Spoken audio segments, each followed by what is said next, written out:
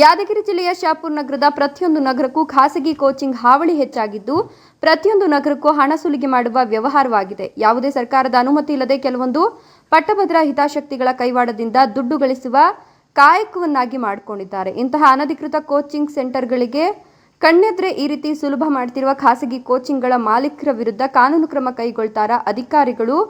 ಆದರೆ ಅಧಿಕಾರಿಗಳು ಕಾನೂನು ಕ್ರಮ ಕೈಗೊಳ್ಳದೆ ಮೌನ ವಹಿಸಿದ್ದಾರೆ. ಜಿಲ್ಲೆಯಾದ್ಯಂತ ಪಾಲಕರು ಎಚ್ಚೆತ್ತುಕೊಳ್ಬೇಕು. ಅಲ್ಲಿ ನಮ್ಮ ಮಕ್ಕಳಿಗೆ ಏನಾದರೂ ಅನಾಹುತ ಆದರೆ ಯಾರು ಸಂಬಂಧಪಟ್ಟ ಅಧಿಕಾರಿಗಳು ಇತ್ತ ಕಡೆ ಗಮನ ಹರಿಸಿ ಯಾವ ಖಾಸಗಿ ಕೋಚಿಂಗ್ ನಡೆಯದಂತೆ ಬೀಗ ಜಡಿದು ಖಾಸಗಿ ಕೋಚಿಂಗ್ ನಡೆಸುತ್ತಿರೋರ ವಿರುದ್ಧ ಕಾನೂನು ಕ್ರಮ ಕೈಗೊಳ್ಳಬೇಕು. ಇಲ್ಲವಾದರೆ ಜಿಲ್ಲೆಯಾದ್ಯಂತ ಹೋರಾಟ ಮಾಡೋದಾಗಿ ಸಾರ್ವಜನಿಕ ಶಿಕ್ಷಣ ಇಲಾಖಾಧಿಕಾರಿಗಳಿಗೆ ಎಚ್ಚರಿಕೆಯನ್ನು ಕೊಟ್ಟರು. ಕರ್ನಾಟಕ ದಲಿತ ಸಂಘರ್ಷ ಸಮಿತಿ ಪ್ರೊಫೆಸರ್ ಬಿ ಕೃಷ್ಣಪ್ಪ ಸ್ಥಾಪಿತ ಜಿಲ್ಲಾ ಸಮಿತಿ ವತಿಯಿಂದ ಹೋರಾಟ ನಡೆಸಲಾಯಿತು. ಸುಭಾಷ್ ತಳವಾರ್, ಚಂದ್ರಶೇಖರ್ ಗುತ್ತೇದಾರ್, ಮಾಳಪ್ಪ ಸಲ್ದಾಪುರ್, ದ್ಯಾವಿಕ್ಯಮ್ಮ ಕುರಕುಂದಿ, ಸುಜಾತ ಜೇವರ್ಗಿ, ಗಿರಿಜಾ ತಳವಾರ್ ಹೀಗೆ ಹಲವರು ದಲಿತ ಸಂಘರ್ಷ ಸಮಿತಿಯ ಪದಾಧಿಕಾರಿಗಳು ಉಪಸ್ಥಿತರಿದ್ದರು. Mallikarjuna Malikeri, NKS TV4, Shahapur.